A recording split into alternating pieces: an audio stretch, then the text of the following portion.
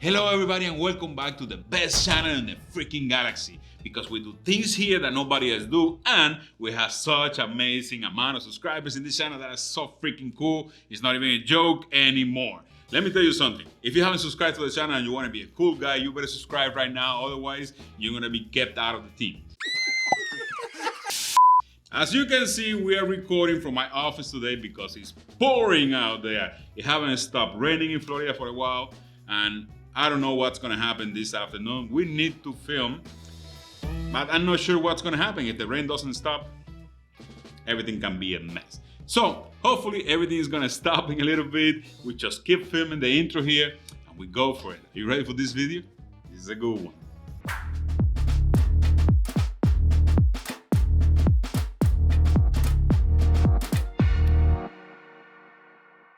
We all have heard all the bad things people say about MSG, but if you spend 10 minutes researching it, you will find out that all of those myths are based on very little facts.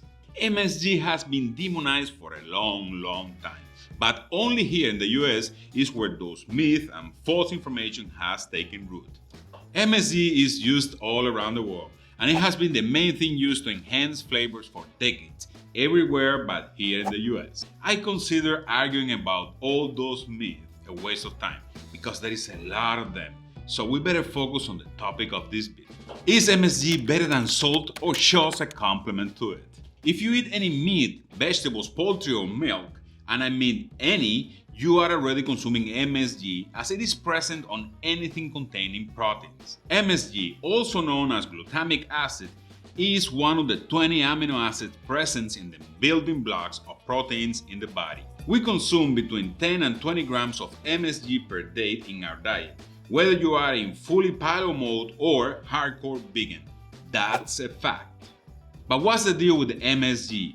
Why people look after this weird white powder? Well, it is complicated, but I'll try to simplify it for you. MSG is the perfect enhancer and balancer of the savory taste of food, and everyone is equipped with receptors in our tongue to handle savory stuff, sending a signal to our brain letting us know it is delicious. So remember this, savory equals delicious. Those receptors in your tongue are the same ones in charge of tasting umami, the fifth sensation discovered not long ago. Yes, there are 4 classical taste sensations detected by our tongue: sweet, sour, salty, and bitter. But the Japanese word umami describes the 5th one, savory. But let us leave it at that, because that's a huge rabbit hole we can go in another video. The deal is that MSG is an umami enhancer, created to make you feel the deliciousness of food more intensely. And that is what this monosodium glutamine, or MSG, does to your brain when you first bite into some delicious food. But doesn't salt do the same thing? Do we really need MSG if we already have salt? Well, that's also complicated. Salt has been used for millennia to add flavor to foods and to improve their texture and shelf life. But besides being one of the most appreciated substances for a long time, it can also create many health complications if abused. Eating too much salt can affect your health in many ways, and that is something many food and snack companies are guilty of. MSG, in the other hand, only contains 1/3 of the sodium when compared to salt, and it can be a great replacement for a good diet. And even though they both do the same tasty job, they also taste different and send different signals to our brains. Those and many other questions is what we're trying to answer today by running a simple experiment. But before getting to that, let me ask you, what do you think about this space here? I think I should put some paintings or some stuff back there, something to make it look a little bit more welcome. I think we're going to be filming here for a few months because the heat out there is bad and it's raining constantly. You let me know down there what do you think, and help me. I need some designer to help me out and put some stuff back there just to make it look cool. Yes, this has been done before, and there are many studies about the difference between salt and MSG. But this time, we will be experimenting with the most common meats we all consume on a regular basis and see what difference does it make on each of them. I got all these meats from my favorite store, Broward Meat and Fish. Yes, they don't only sell beef and fish, they sell it all. Pork, chicken, and all cuts of beef are sold every day at the best prices on the market. So if you live in South Florida, you should definitely check them out, as they have the best quality meats for the best prices in the area. I'm leaving a link to their website and directions to each of their stores in the description of the video. I purchased the steaks only looking to get the ones with the least amount of marbling for this test. What we are doing with lean meat is to try and remove the fat factor from this experiment as much as possible. We all know that fat is flavor, and removing that from the equation will give us a more accurate understanding at the end. Also, I got these good looking pork chops. As you can see, they are as lean as they can be too. And to finish it all, we have some chicken thighs to experiment with and see how MSG affect the flavors of chicken. Something else we are not doing in this experiment is allowing the salt or MSG to rest on the meat for 30 minutes as we always do. The reason is that salt has more sodium in it, and that will allow it to penetrate the meat more than the MSG. So I think it's only fair to take that factor out of the experiment and run it as even as possible. First, let's go with the steaks. I will add sea salt to the first steak.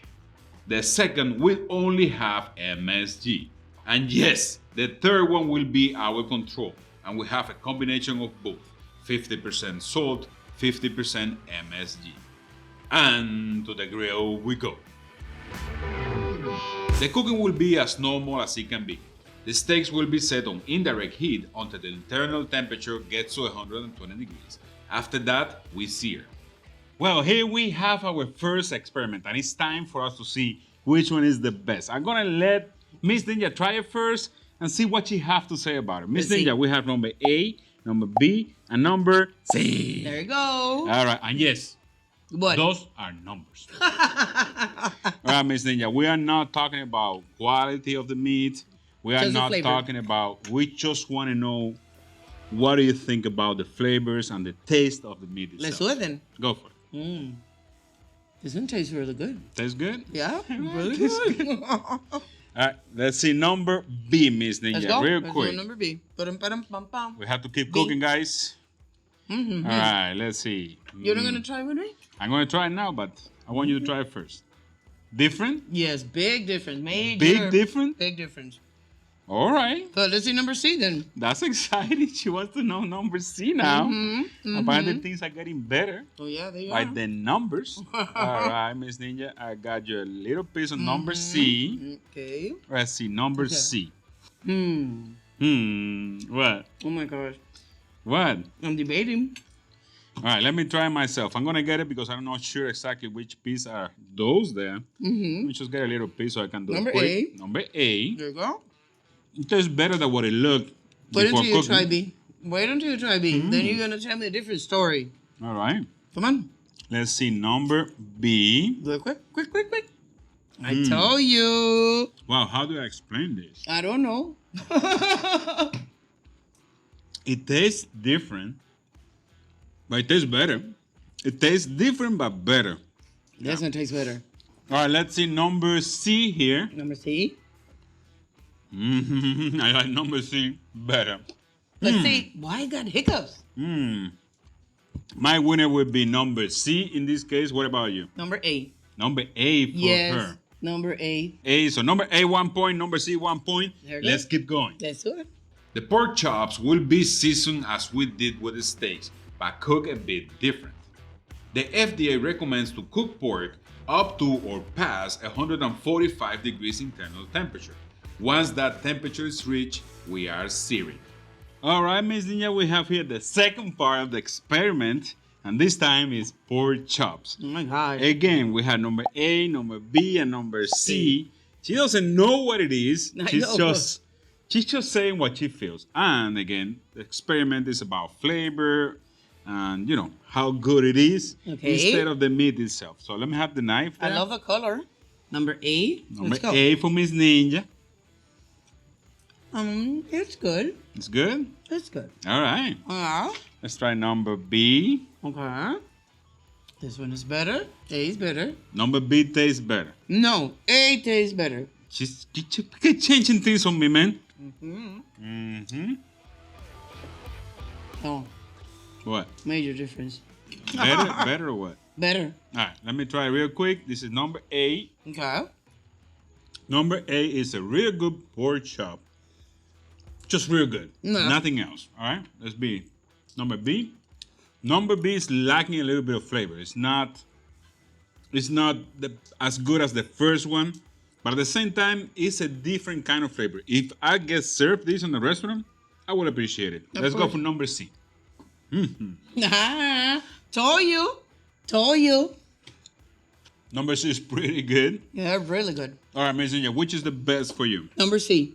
Number C is the best for Miss Ninja. In my case, number A is the best for me. No way. Now we're backwards here. I guess. Are we ever gonna agree on something? Number B, number B is good. I won't complain about it, but it's not as good as number A. So let's go for the next one and let's try it again. Let's do it.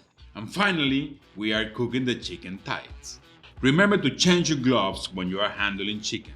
To add the seasoning, we will do as we previously did with the other meats and set them on the grill on indirect heat until the internal temperature gets to 165 degrees. After that, we just let them sear over the fire for that beautiful finish. All right, Miss Ninja, we have our last test here. And Our the last order, test, guys. the order is the same. Okay, we have number A, number B, and number C. All right, let's see, Miss Ninja, how do you like the chicken? It's really juicy. Chicky. I like it. You're good, huh? You did. You like my chicken, huh? Very intense flavor. She likes the way I cook chicken. All right, Miss Ninja, let's go number B. Number B.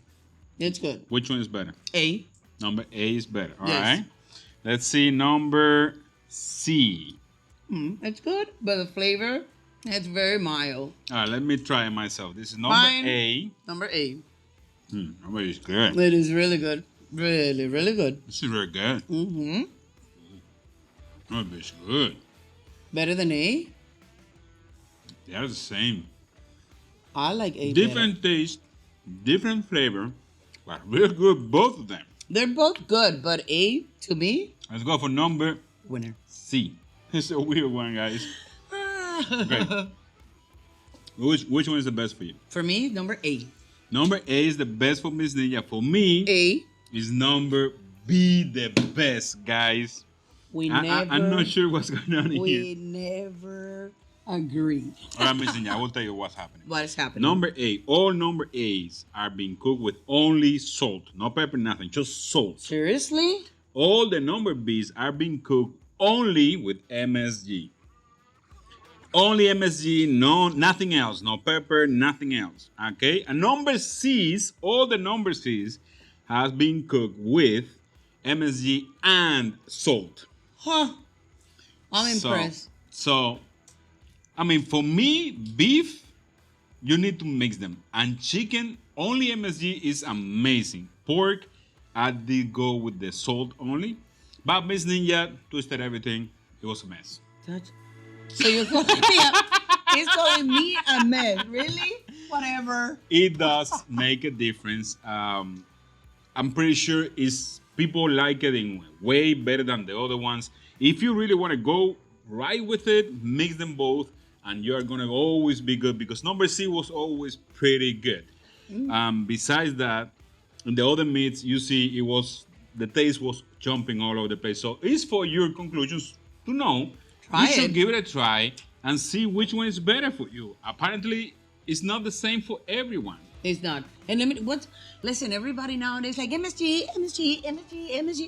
My grandma used to use MSG when I was a little girl. MSG is being used. Ajinomoto. It's been used for ages, guys. MSG is being used all over the world for ages. Ages. Here in the US, as I told you already, it's the only place that it was a little bit of worries about health issues and things like that. But now it's proven that salt is worse than MSG in all possible ways for the health. Wow. So it's for you to know. I mean, MSG is pretty good.